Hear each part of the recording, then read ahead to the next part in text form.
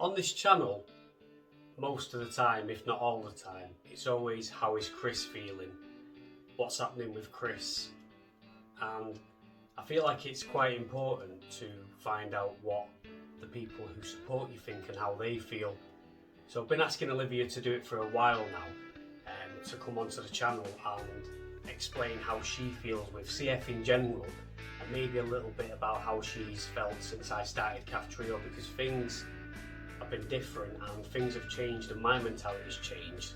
But what you don't see is, you know, behind the camera, as it were, you don't see Olivia, who supports me every single day.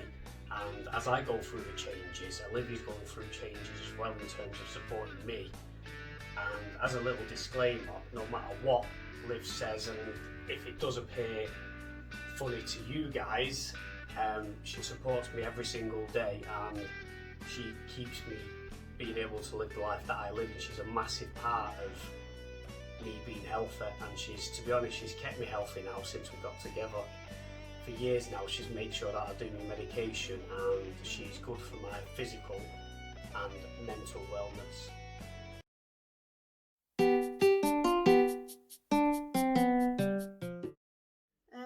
Not the easiest, but to help me deal with it, I've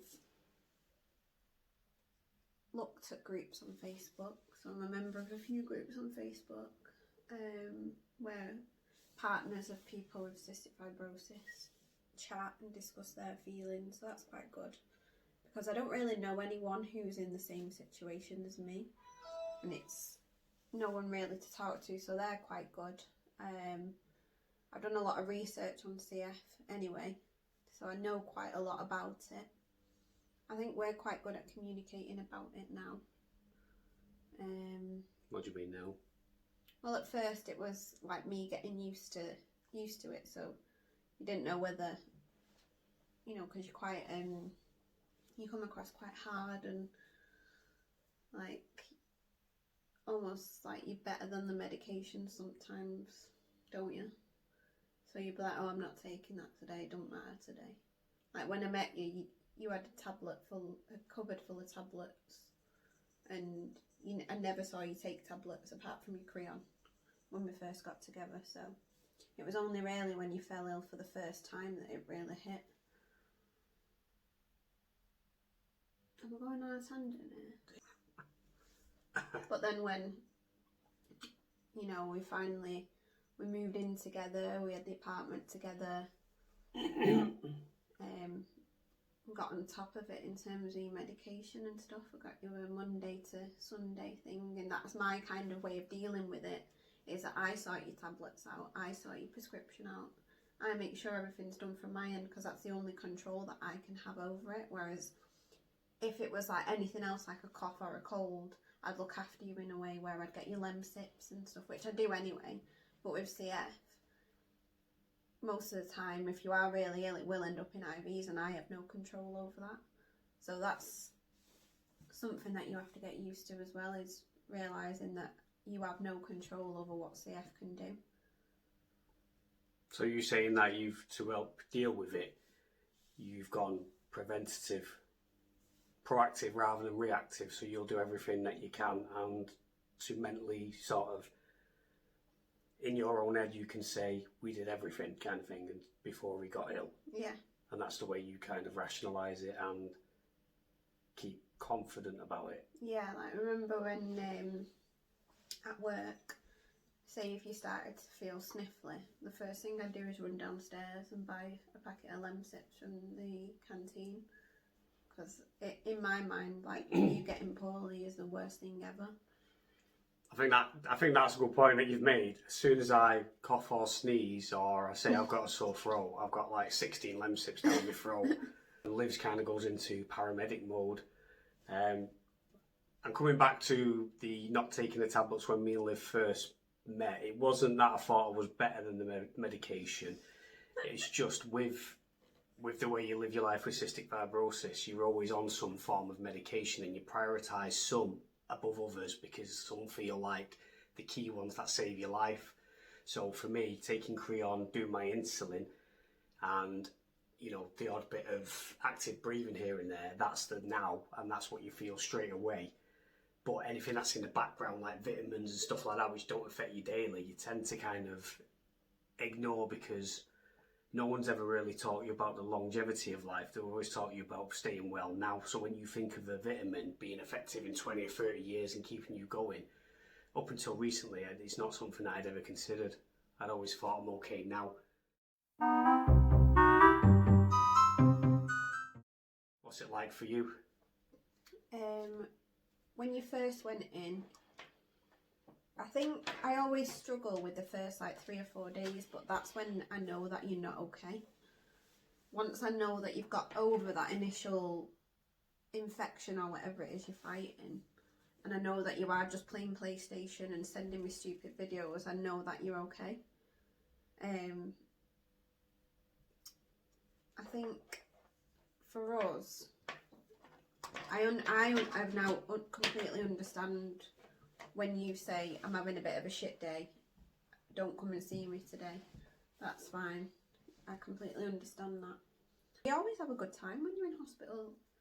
Yeah, to be fair, we have a good Like when we have KFC and watching the chase, they're some of our best memories. They are great, to be fair. So that's good times.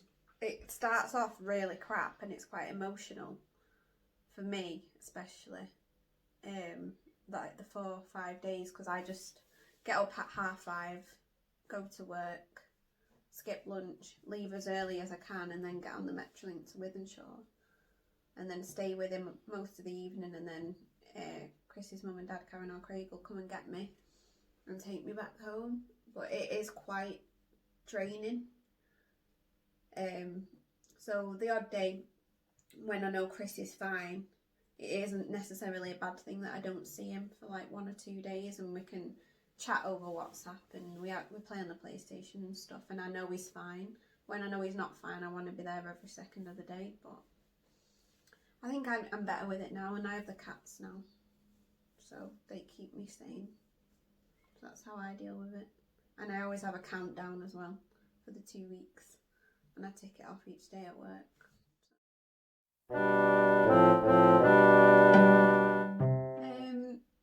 I find the most difficult thing about this disease, obviously when you're poorly, it's awful. That's got to be up there in the worst thing. I don't like the hospital stays, but I understand them. Sometimes I feel like, well, the relationship does revolve around CF, diabetes, to be honest, but that is something that I knew before I got with Chris, so it is something that I've always known is going to be what my life is going to be like with Chris. And to be honest, I wouldn't change it. It's just sometimes it can be a bit challenging, but I feel like we communicate on that and, you know, and get through it. It's just the way our life is like that. It's not different from other couples. It's just we have to do things a bit differently. I think it takes quite a strong person to be with someone with cystic fibrosis. It cancels holidays, it stops us doing things, diabetes stops me eating sweets and, you know, all the good stuff. So when we fancy something nice and we go to like a meal, we can't go, oh, we'll just have a nice cocktail full of sugar and all that stuff.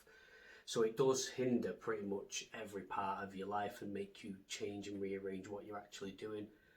And I think for Olivia to understand that and appreciate that, that's why we will last until one of us dies.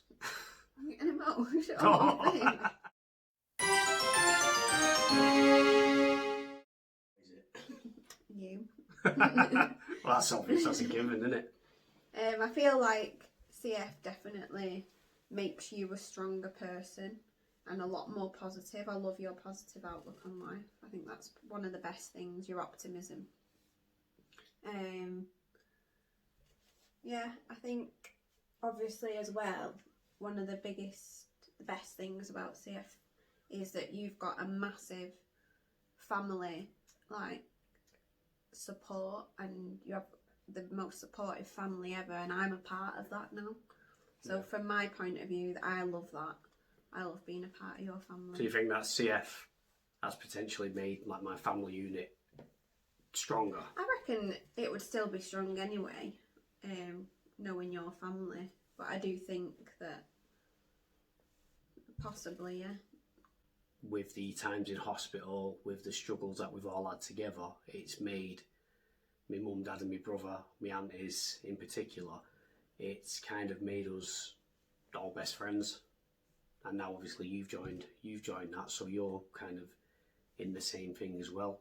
As my mum and dad think you're a hero, don't they? They get that from the fact that you support me. I think the same of them. Yeah. So it has brought everything together dead nicely, and that's perfect for the future. Yeah. It's not much really. Is it? Let's be honest. I mean, the fact that loads. drugs, obviously we've got Kaftrio now, which is incredible.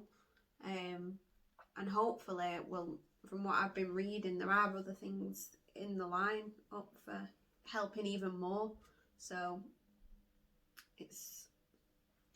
that's a positive, I guess, because when I first got with you, in my head, you kind of think, right, my boyfriend might get poorly, my boyfriend might not live until, you know, retirement, I might grow old on my own.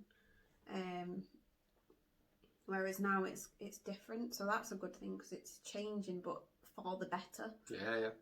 So that's good. The future looks more bright, you know. So literally here, I've just kind of asked Olivia questions off the top of my head. Hopefully you've got some useful information on how your partner, how your family might feel, how anyone who supports people with cystic fibrosis might feel. To be honest, if there's anything that you don't think I asked well enough or you want me to ask, or, you know, if you even bother watching this far into the video, let me know what you think in the comments, and if it's well received and people like the idea of it, I might do another one and ask some actually focused questions